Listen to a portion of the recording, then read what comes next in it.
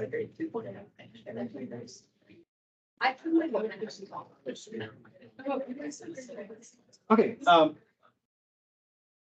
Guys, I know I'm killing you guys with packets, but let me just talk about what remains for the rest of the semester. So today we're going to do differential equations, FRQ.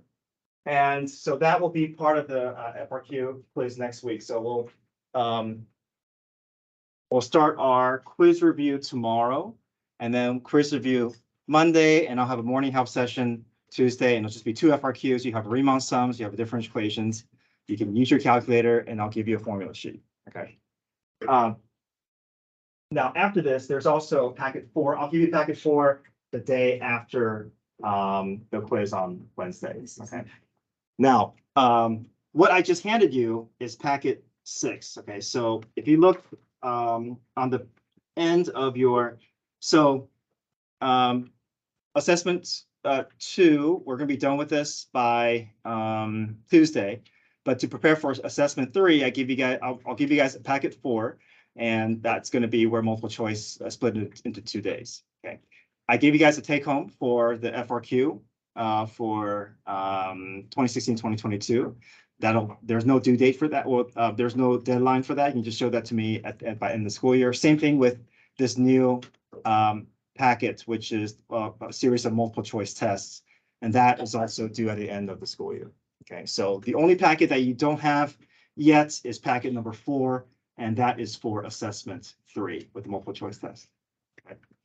Now I know it's daunting. I know there's so much that's in front of you, but also know that you're probably not going to have time to do the full FRQ packet and the multiple choice packet until, probably into May. So I know exams are going on this week. During class, I'm going to be going through specific FRQs. I can probably hit maybe 3 FRQs per day. But these are also on my website under spring break. I have all the videos for all the FRQs. But during the morning and the afternoon, I'm going to have morning and afternoon help sessions to go over every problem in packet 6. Okay, so I'll record each of them, but I already have all those problems recorded on my website. So I just want to kind of show you if you want to work ahead, or you can wait to go through with me during that first week of May.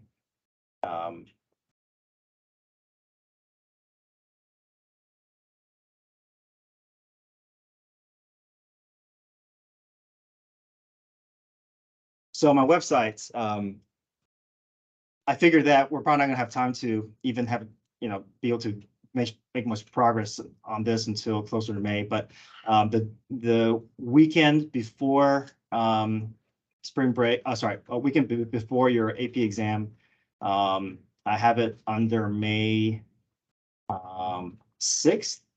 So under May 6th, you see packet number 6 here. So pages 1 through 16 is a 2012 multiple choice test. I have the video here. Pages 17 through 32 is a 2014 multiple choice test. The video is here. And then page 33 to 54, the video is here. And then 55 to 62, I have the videos added. But if you want to wait for me to go through with you, I will do help sessions each day during that first week of May, morning and afternoon, 7:30 and 3:30. But if you can't make it, I'll also record each of those videos as well. Okay. Okay, so hopefully you guys are getting a clear picture as to what remains for this class. The only packet that you don't have yet on you is packet number 4. That's the last packet I'm going to give you, but I'm not going to give that to you until after the quiz. Okay, I want to give this to you early because I figure some students may want to start working on it, and you have until the end of the school year to finish packets 5 and 6. Any questions? Okay.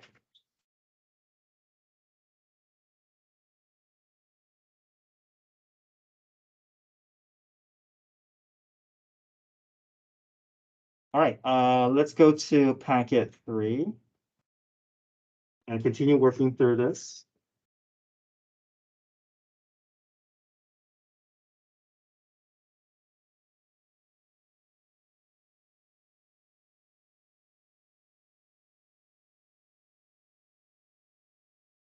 Now, pages 11 and 12 are more antiderivative word problems. So I'm gonna maybe I'll come back and do this, but I want to definitely spend time going over differential equations. So I think we've seen this before, but I think it's good for us to go through this again. So this is page 13.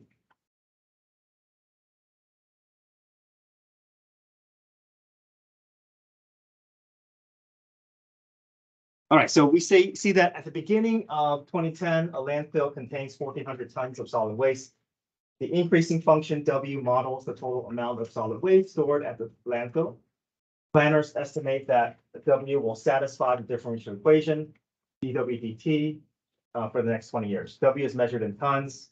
T is measured in years from the start of 2010. So it says, part A, use a line tangent to the graph of W at t equals 0 to approximate the amount of solid waste that the landfill contains at the end of the first 3 months. Now, we basically are asking to write a tangential equation, but everything feels a little bit different because we don't see X and Y, we see T and W. So we just have to kind of adapt to those new variables that we see in front of us.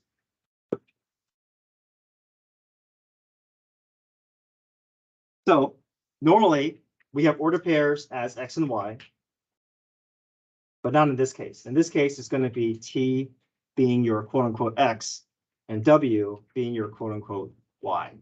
I think the past students have just felt disoriented when they don't have X and Y to deal with, but hopefully to keep things more structured, just keep in mind that if you see any strange variables, it's always going to be T and something else. Okay, T is your quote unquote X and W is your Y.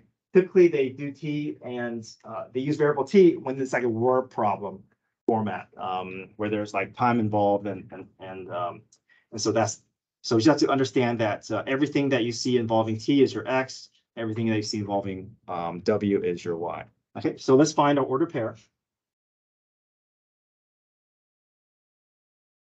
We're trying to do tangent line, right? So I have to find my order pair is at 0. Okay. And how much waste is there at time equals 0? Yeah, so they're representing 2010 as 2010. Okay, so 1,400.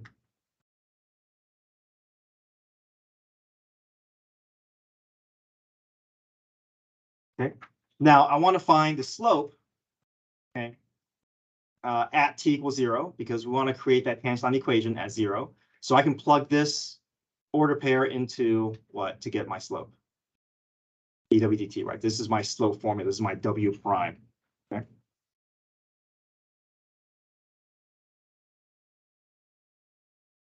Typically, if it's like this, especially if there's more than one variable that needs to be plugged in, we use this notation to indicate that both variables need to be part of my derivative process. Well, in this case, I guess only needs W, but still it needs that Y variable there. Okay, so 1/25, 1,400 minus 300.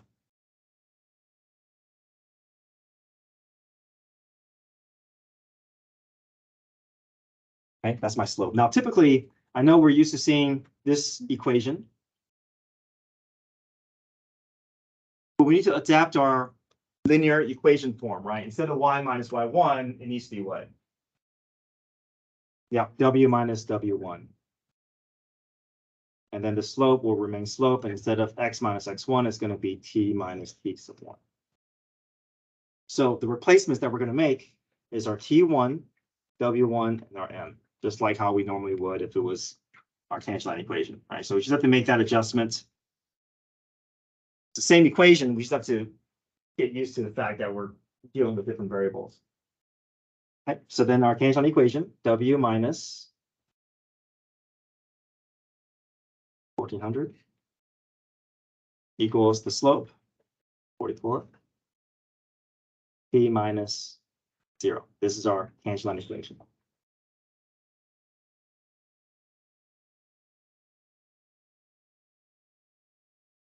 I could drop to 0 if I wanted to. I just want to keep everything together.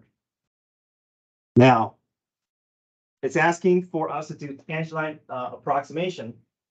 So now what can I do? I can plug what in to get my tangent line approximation. Yeah. So approximate the amount of solid waste that the landfill contains at the end of the first 3 months when T is 1/4. So just plug 1/4, or that in this case is kind of like our decimal value that we're entering into the tangent line equation to give our approximation.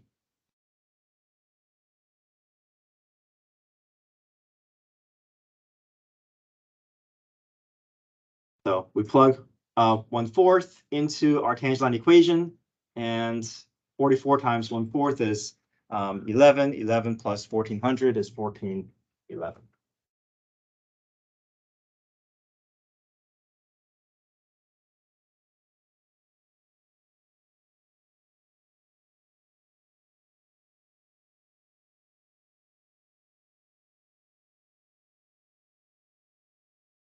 Part B, find d2w over dt2. Anybody know what this means here? Second derivative. Okay, second derivative. So it says use second derivative to determine whether your answer is an underestimation or overestimation. So we talked about how if we know whether the graph is concave up or concave down, we know our tangent line is either going to under approximate or over approximate. Okay, so we're going to find the second derivative of w of t.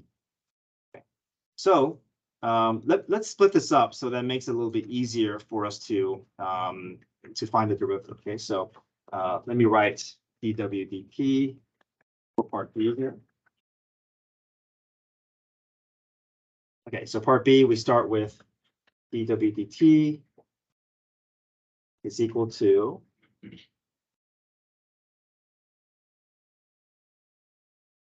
I just find it a little bit easier to work with if I don't have to deal with parentheses. So we're going to rewrite this. dw dt is equal to 1/25 w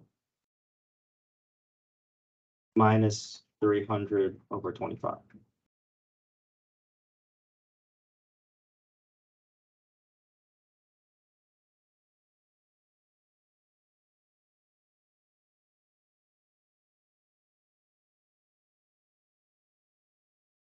Okay, so let's find the derivative. So d2w over dt2 is equal to, what's the derivative of 1/25 w? Now w becomes what? What's the derivative of w? dw dt, right? This is our derivative of w. So 1/25. Right, it's 1, but then we need to dash dw dt. And then the 300 over 25 goes to 0. Okay, so let's clean this up here. The second derivative is 1/25 dw dt. Now, what do you know is equal to dw dt? What's this? This is the same equation as what? As this, right? So what if I just replace this back with this 1/25? That makes it easier for us to find a replacement. So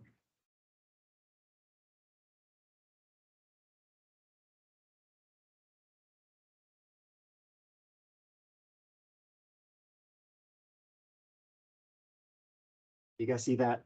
Because this dw dt is the same thing as this one above, right? So I can just simply replace dw dt with something that's in terms of w. And it says use the second derivative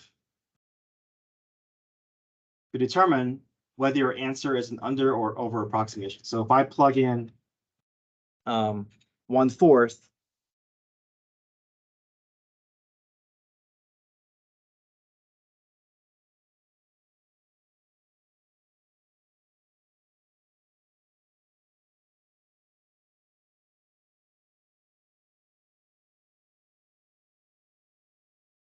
okay.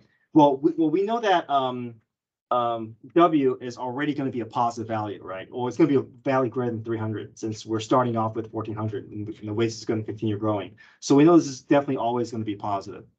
So if my second derivative is always positive, what does that tell us? That the graph is what? Concave up. And if I have a tangent line to a concave up graph,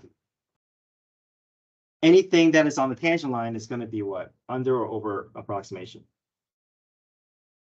Right, the line is going to be what? Above or below the curve? Below. So anything on the line is going to under approximate the actual value on the curve. Okay, so since the second derivative is greater than 0, the tangent line is an under approximation. And we know that the amount of waste is always going to grow more than 1400. So it's going to, so we know this W minus 300 is always going to be safely above 0.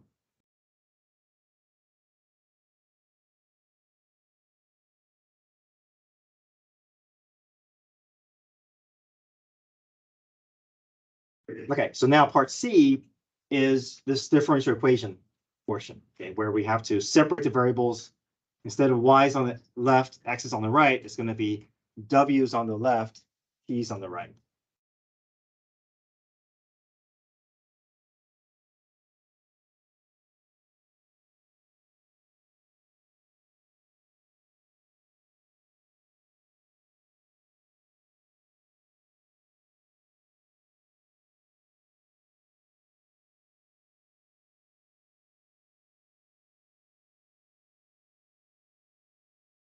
Okay, it's a little messy with this problem, but I think it's good for us to see a differential equation that doesn't involve x and y, so we can kind of get used to how to deal with strange variables that are not as familiar to us.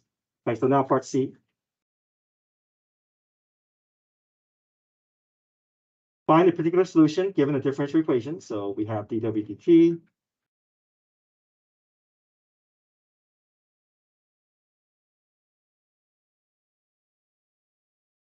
Now, the first thing I like to do is I like to cross multiply so I can just see where my pieces are and I can kind of rearrange. So what if I just rewrote it with the fractions in place here, make it W minus 300 over 25. If I cross multiply, it doesn't guarantee full separation, but it's nice to have everything in the numerator without staring at denominator values. So I'm going to say 25W.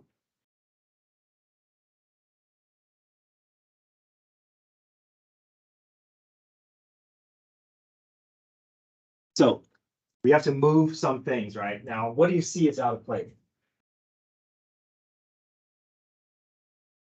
Right, we want the W's on the left, P's on the right.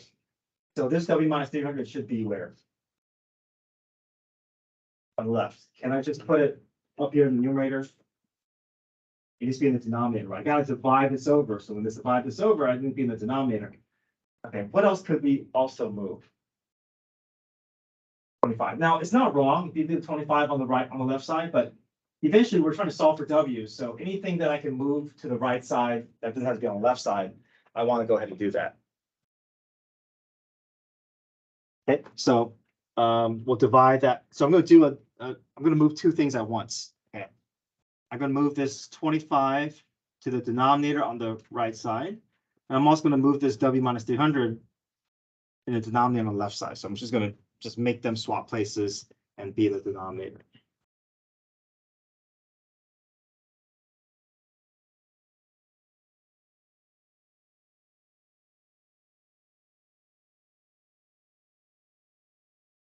Okay, so getting to this point will earn you 1 point because they always give you 1 point if you're able to separate your variables appropriately. Okay. Any questions here? So, any idea what rule we have to eventually involve here if I want to take the antiderivative? U substitution. Okay, what's our U value? Okay, and eventually, do you know what rule will show up once you go through U substitution? 1 over U, BU, which is what? Natural log. Okay, so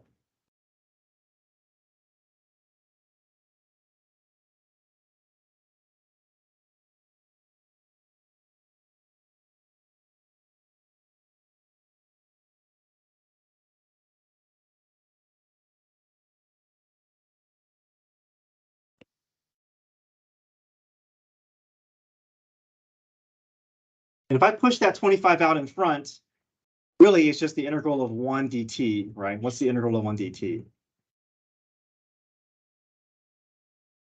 What's power rule? What's power rule for 1? Just t, right? Okay. So this becomes natural log absolute value of u, and this becomes 1 over 25th t plus c. Everybody still with me here? Okay, so left side is natural log rule, the right side is power rule. I can replace the u back in terms of w.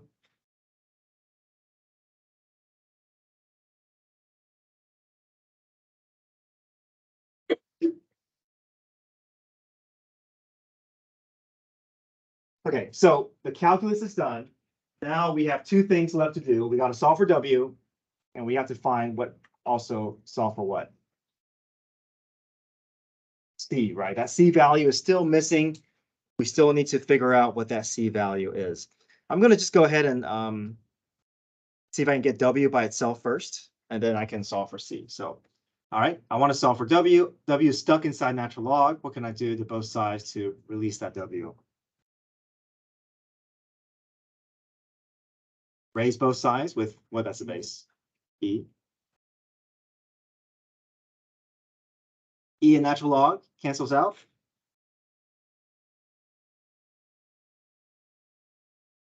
Now I can separate this, right? These are up both sitting as exponents. I can make this e to the 1/25th t, then what?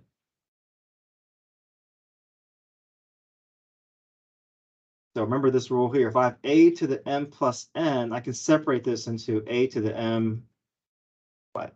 Times a to the n. Right? I can separate the sum of 2 exponents into the product of 2 bases. So I can make this e to the 1/25th t times what? E to the c. What do you know about e to the c? It's just one big c, right? Okay.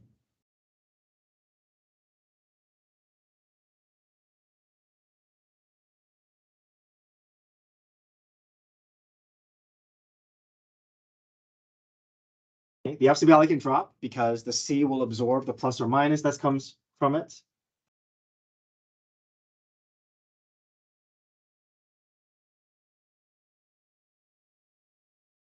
Get w by itself.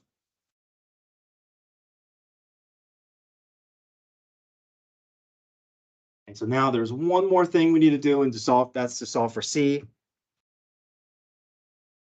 Okay, we have the order pair. What order pair are we going to use?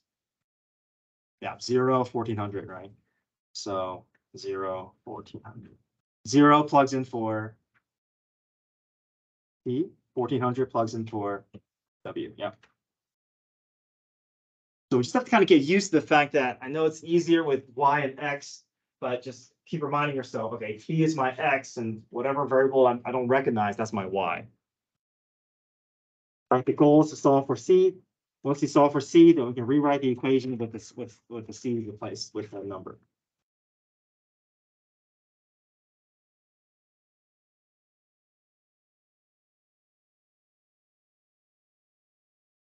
Right? What's nice about that 0 here?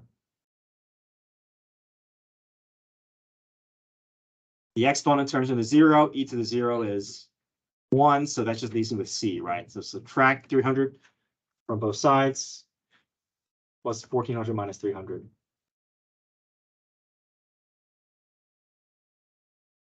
1100. So now we can just rewrite my W equation with the C replaced.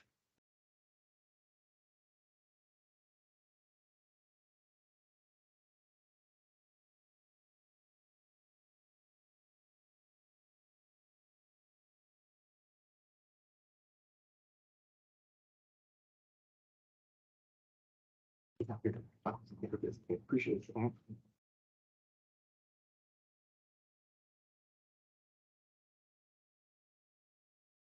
it's a long problem, but I don't want you to, if you see this on the AP exam, you just want to kind of chip away at it. Just understand that, especially with these differential equations, they're always looking to try to give you partial credit, right? So, even if you make a mistake in one of the spots, we still earn quite a few points since this is part D, and anything that you can earn from part D is always great. Usually, sometimes differential equations alone can be 5 points, up to 5 points. And so, just to be able to separate the variables, take the antiderivative, solve for C, that's already, potentially 4 out of the 5 points. And then finally, just having to solve for W, that's 1 point. Okay, let's go to the next page.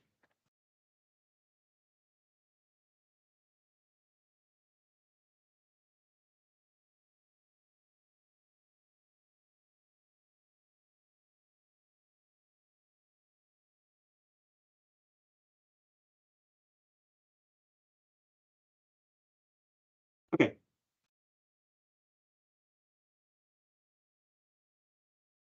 It says solutions to the differential equation satisfies the second derivative. So the nice thing is they're telling you what the second derivative is. They're not asking you to find it from using calculus. They're giving that to you. Let y equals f of x be the particular solution to the differential equation, dy dx, which we'll solve at the very end. Part A, write the equation for the line tangent to the graph at x equals 1. So tangent on the equation, what information do we need? We got point and slope. So we have our ordered pair here. How do I find the slope? Plug into my dy dx, right? That's my slope formula. Okay. So now we're back to x's and y's, feels more familiar.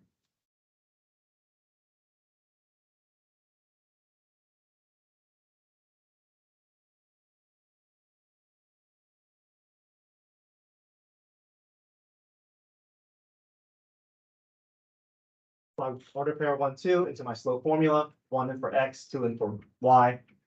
1 times 2 cubed is 8. There's my tangent line equation.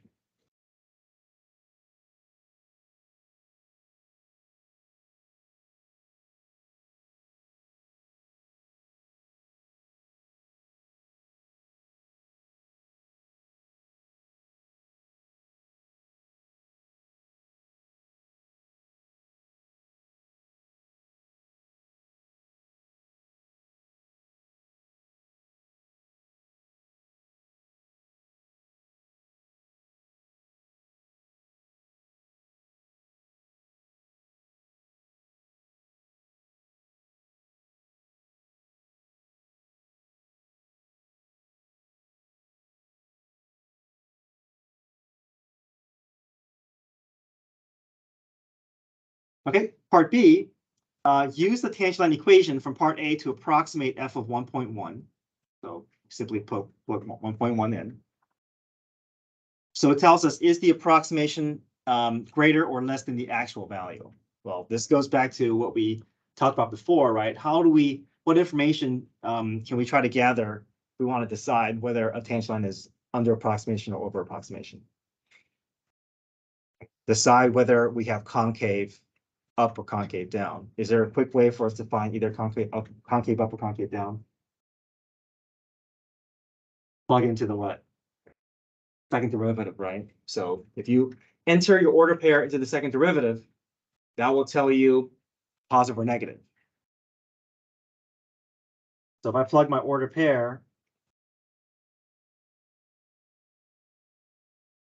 which is 1, 2, into my second derivative, what am I going to get? A positive or negative value. Positive, which means that the graph is concave. Concave what? Up. So if I have a tangent line with a concave up graph, that tangent line is going to sit above or below that curve. Below, so therefore under approximation.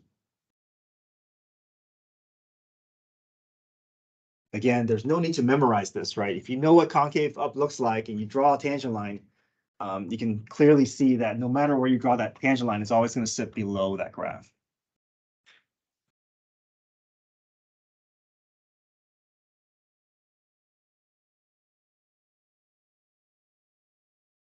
So we know that any linear approximation that we make with this line, the approximation, we don't care about how well the approximation is. We just know that it's definitely going to be less than the actual value on the curve.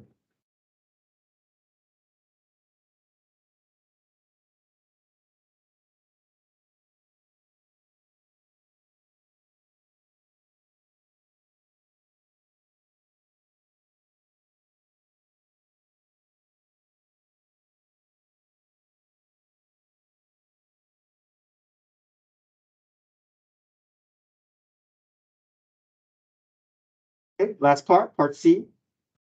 Find a particular solution with initial condition 1, 2. So cross multiply, separate your variables, y is on the left, x is on the right. Take the antiderivative, decide which rule you want to use. Once you find the antiderivative, a plus c shows up, then figure out how the order pair can help you solve for c. Once you solve for c, you can solve for y. But it's really up to you. You can sometimes I solve for y first, then I solve for c. Sometimes I solve for c first and solve for y. It depends on whichever I feel is gonna be a easier path. But really, you guys can decide. Okay, so try part C. I'll go over once you guys had a chance to try it.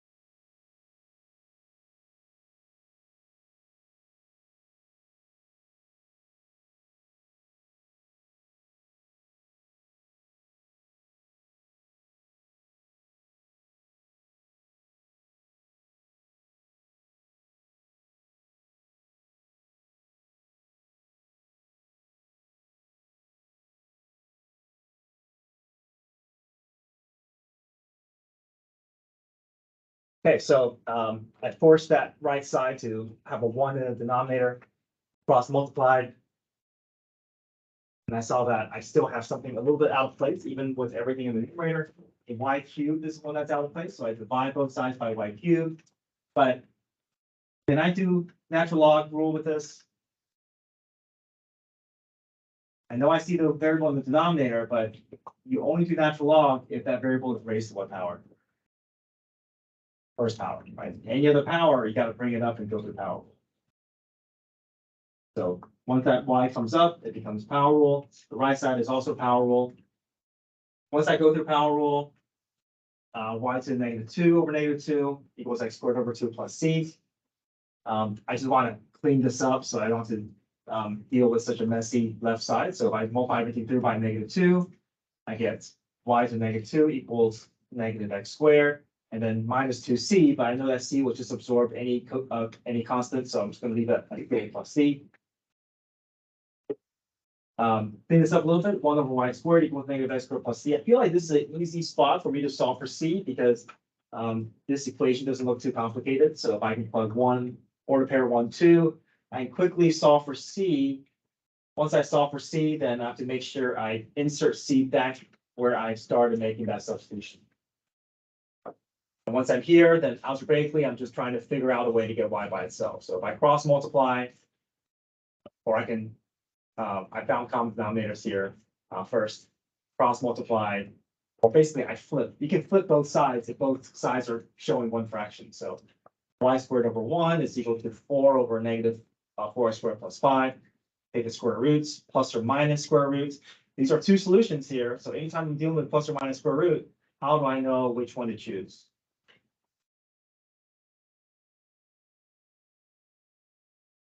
Y value, that's right. You look at the Y value of the original order pair. Right, because if I have to find if I have to find order pair 2, I gotta be able to plug 1 in and get 2 in return. The only way to get 2 in return is if that order pair, if the radical is showing positive.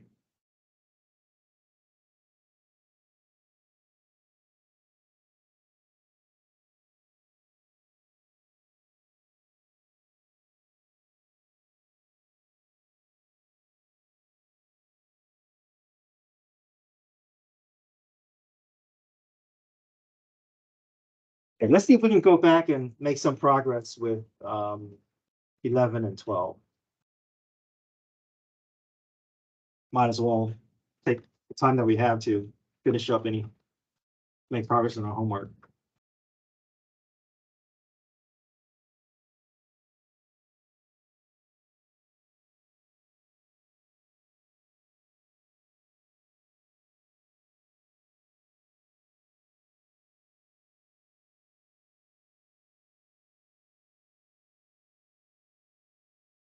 Okay. Oil is leaking from a pipeline on the surface of a lake and forms an oil slick, whose volume increases at a constant rate of 2,000 cubic centimeters per minute. The oil slick takes the form of a right circular cylinder with both its radius and height changing with time. Note the volume of circular cylinder with radius and height is given by V equals pi r squared h. So I said enter the word problem, but there's a little bit of related rates here because we're given time as our independent variable here. So it says at the instant when the radius of the oil slick is 100 centimeters and the height is 0.5 centimeters, the radius is increasing at a rate of 2.5 centimeters per minute. At this instant, what is the rate of change of the height of the oil slick with respect to time? So we have basically have to create a bunch of d over dt's from this volume equation.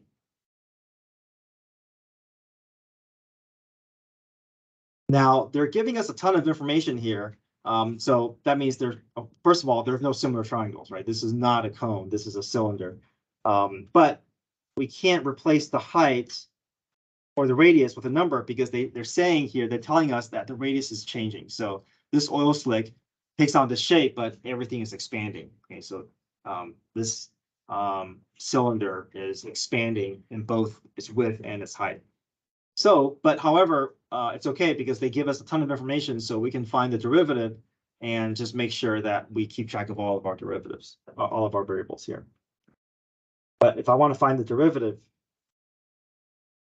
I know dv/dt shows up, dr/dt shows up, dh/dt shows up, but there's a process we have to involve here on the right side. Can you identify that? Product rule, good. So pi r squared times h. These are both variables. We gotta go through product rule.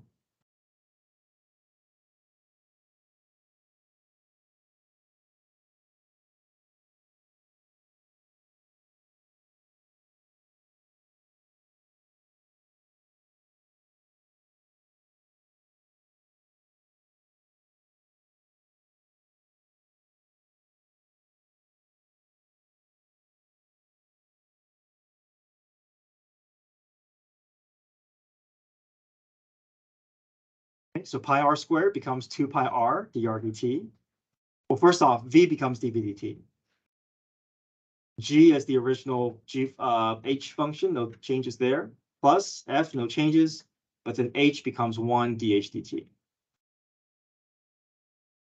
We go back to our problem and we want to gather all the information that's given to us.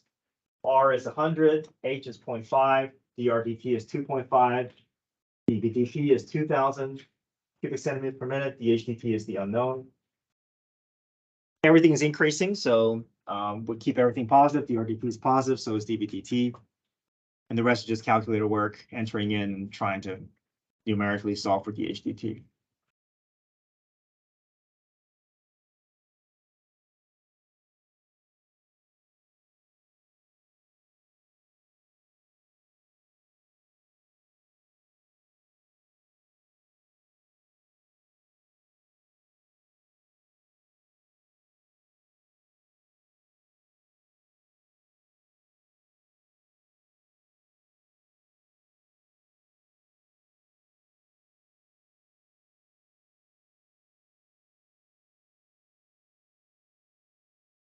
Okay, part B says a recovery device arrives on site and begins removing the oil. The rate at which oil is removed is R of T, cubic centimeters per minute, where T is the time. Oil continues to leak at a rate of 2,000 cubic centimeters per minute. Find the time when the oil slick reaches its maximum volume. So maximum volume is going to occur when, because R of T is going to continually ramp up its removal rate, right? So but until that R of T catches up to the oil leak leaking at that rate, that the oil spill is going to continue to look like it's increasing. So we basically have to set up an equation.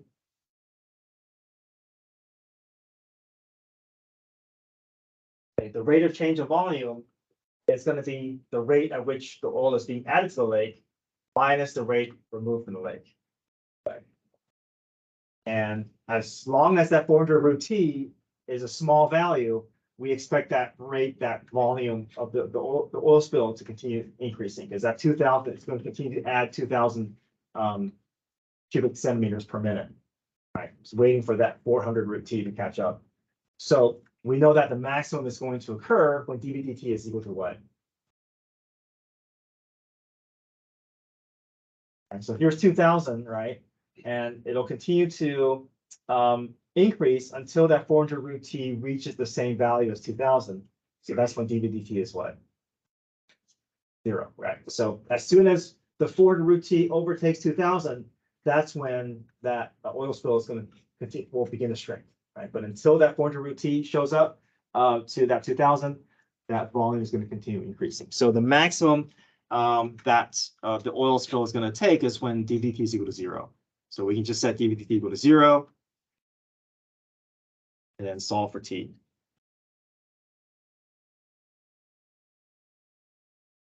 So at 25 minutes is when that oil spill will be at its max, because after that 25 minutes, that removal rate is going to rise high enough where we're going to begin to see that that volume decreasing.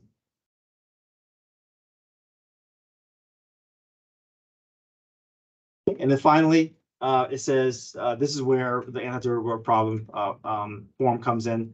If I want to write but do not evaluate an expression involving integral that gives the volume of the oil at any time in part B. So I know that the oil at any time is going to be whatever I started with, however much has been added, minus however much has been removed.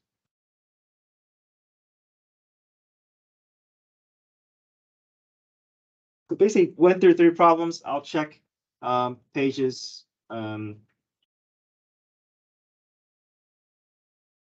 11 through 14 tomorrow. Okay. All right, come get your phones.